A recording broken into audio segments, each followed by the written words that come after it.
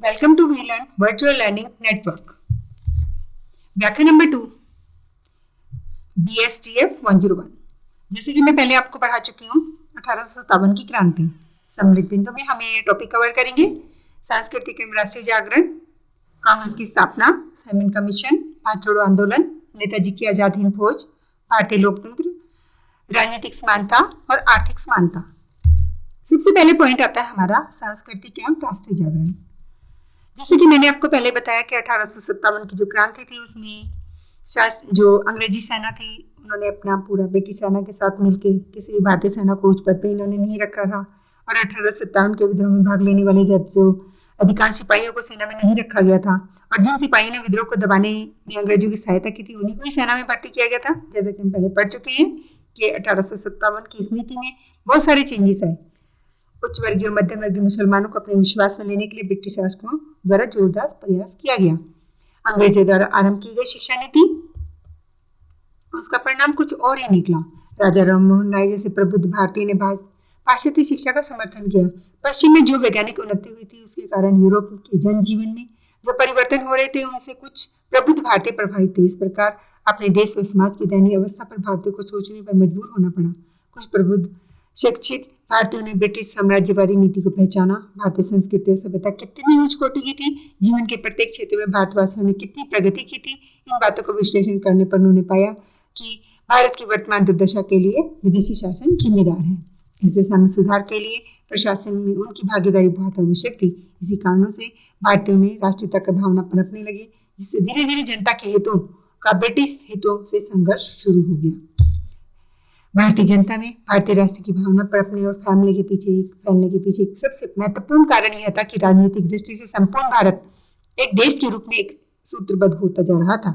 अंग्रेजी राज्य का आधिपत्य संपूर्ण भारत पर था। सड़क, रेलवे, टेलीग्राफ, डाक व्यवस्था और समुचित प्रसार से देश के विभिन्न हिस्से एक दूसरे से जुड़ गए थे।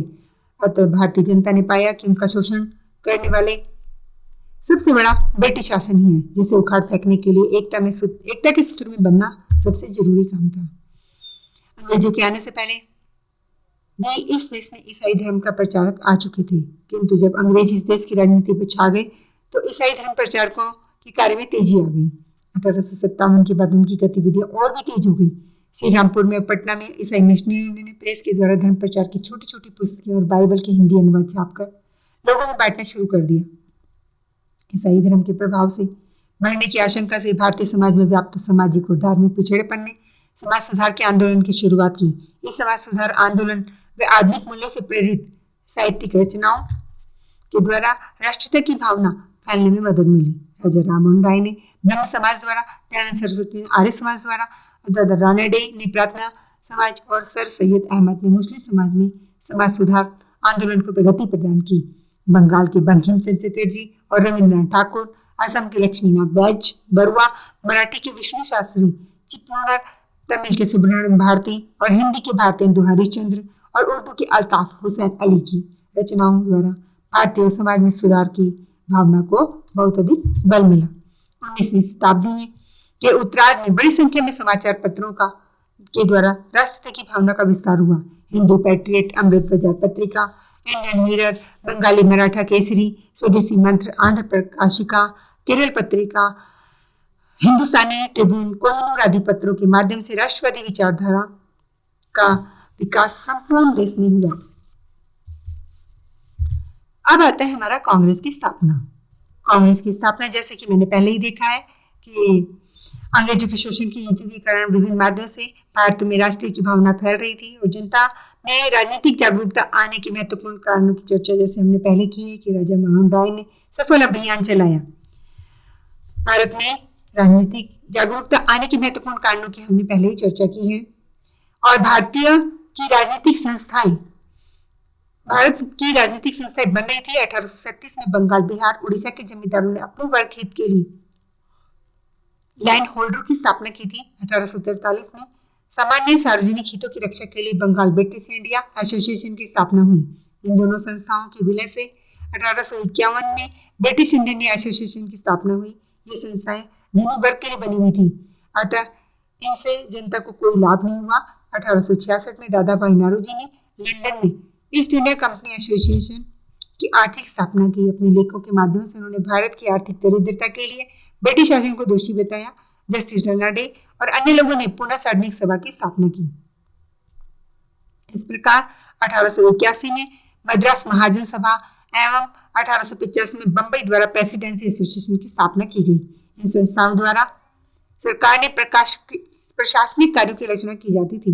जिस प्रकार ब्रिटिश इंडिया कंपनी एसोसिएशन की स्थापना 1843 में हुई थी, उसके कार्य में बंगाल के युवाओं में असंतोष की भावना फैल रही थी, क्योंकि यह संस्था केवल अमीर वर्ग के हित के लिए काम करती थी।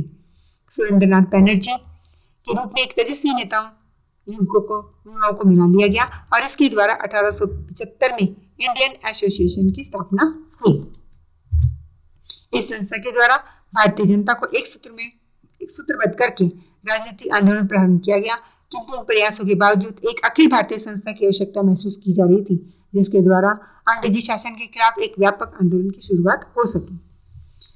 धीरे धीरे हिंदू की इन प्रयत्नों से अंग्रेजी सरकार ने भारत में उभरती हुई राष्ट्रीय चेतना से चिंतित हुई। इन्होंने कांग्रेस के द्वारा जनता में राष्ट्रीय भावना के विकास हो रहा था, जनता संगठित हो रही थी और धीरे धीरे इस पर अंकुश लगाने के लिए अंग्रेजों ने फूट डालो और शासन करो की नीति अपनाई। शासन की सुविधा का बहाना बनाकर 1905 में बंगाल विभाजन की घोषणा कर दी। विदेशी वस्तुओं का बहिष्कार किया, जुलूस निकले और कांग्रेस की सभी वर्गों का प्रतिनिधित्व जो कर रही थी एक शक्तिशाली संगठन के रूप में उभर कर आई।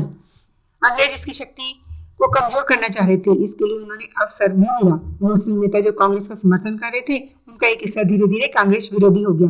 इसके बहुत सारे कारण थे। पहला तो कारण यह था कि अंग्रेजों द्वारा उनमें यह भय उत्पन्न हो गया था कि यदि कांग्रेस के हाथ में सत्ता आई तो बहुसंख्यक हिंदुओं के अधीन अल्पसंख्यक मुसलमानों को न्याय नहीं मिलेगा।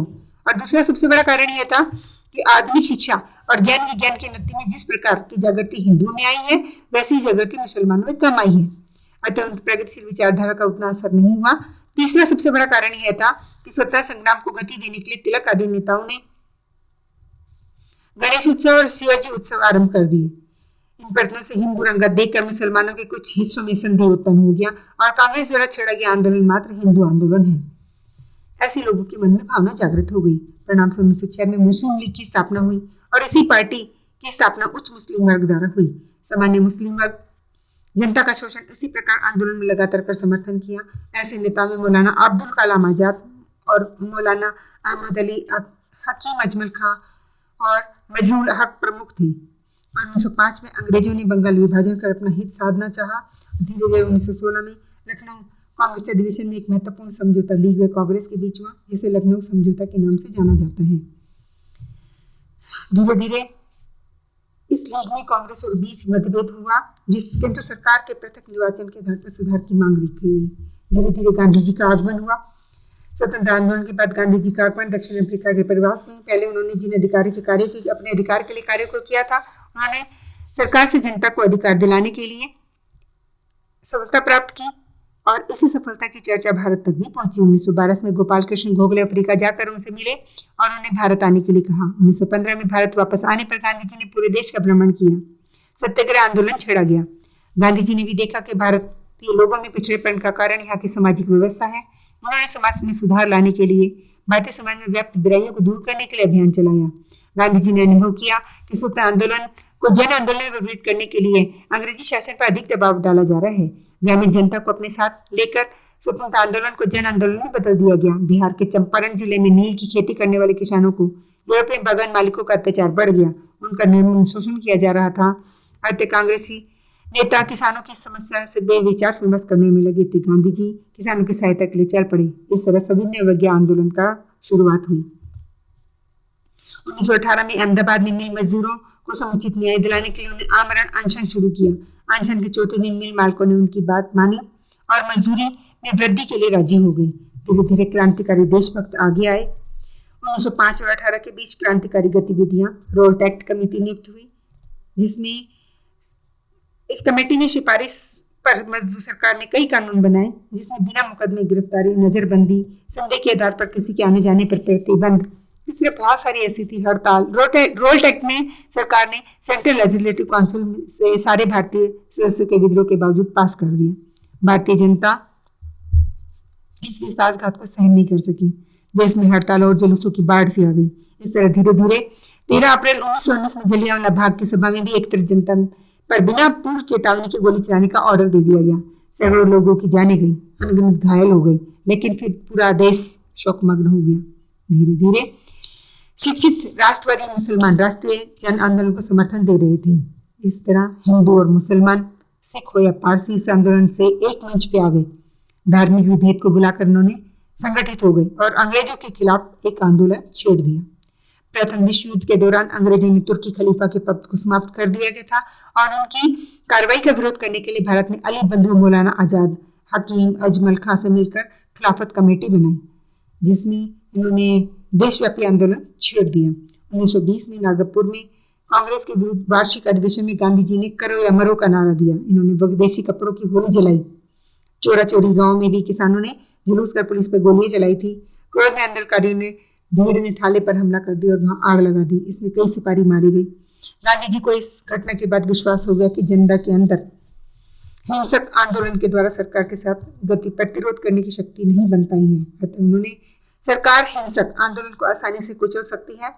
इस तरह गुजरात में बारदोली नामक स्थान पर कांग्रेस की बैठक हुई और एक प्रस्ताव रखा गया कि आंदोलन को बंद करके रचनात्मक कार्य करने के लिए आग्रह किया गया। धीरे धीरे अब आया साइमन कमीशन। साइमन कमीशन की सरकार ने जॉन साइमन की अध्यक्षता में एक कमीशन की नियुक्ति की थी, जिसे साइमन कमीशन के नाम से जाना जाता था। इस कमीशन के द्वारा सरकार ये पता लगाना चाहती थी कि देश में संसदीय जनतंत्र के लिए वातावरण बन गया है या नहीं। क्योंकि सबसे बड़ी बात यह थी कि 7 सदस्यों के इस कमीशन में एक भी भारतीय नहीं था। इसी कारण भारत पहुंचने पर यह कमीशन जांच पड़ताल के लिए जहां तहां गया, वहां इसका विरोध हुआ। पंजाब में लाला लाजपत राय, पंडित जवाहरलाल नेहरू के नेतृत्व में भारी जुलूस निकाला गया। साइमन कमीशन वापस जाओ के नारे से आकाश गूंज उठा।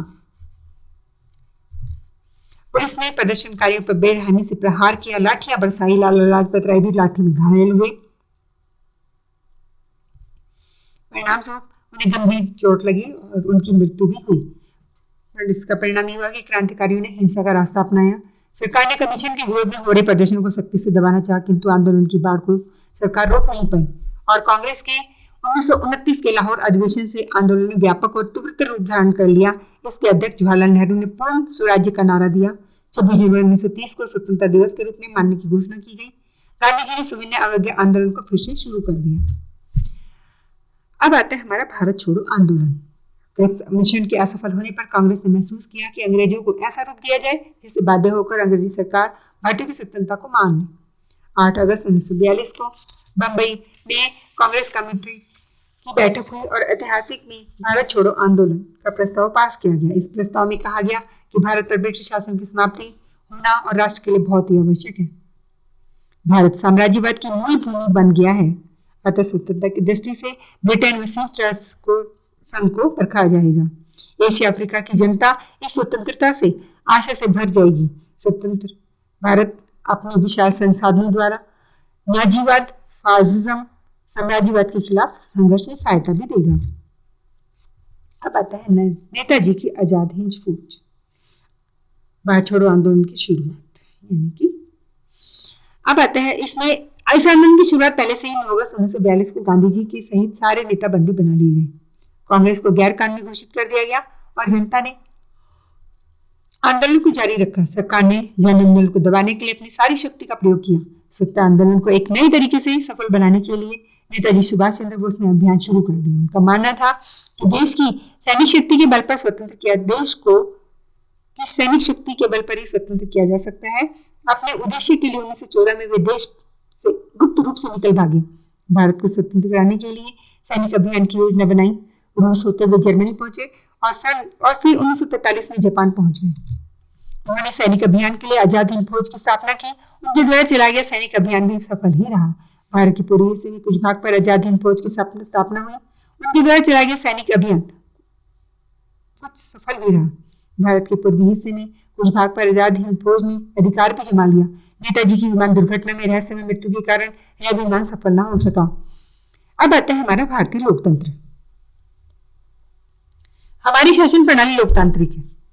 लोकतंत्र का सर्वोत्तम अर्थ होता है कि नागरिकों की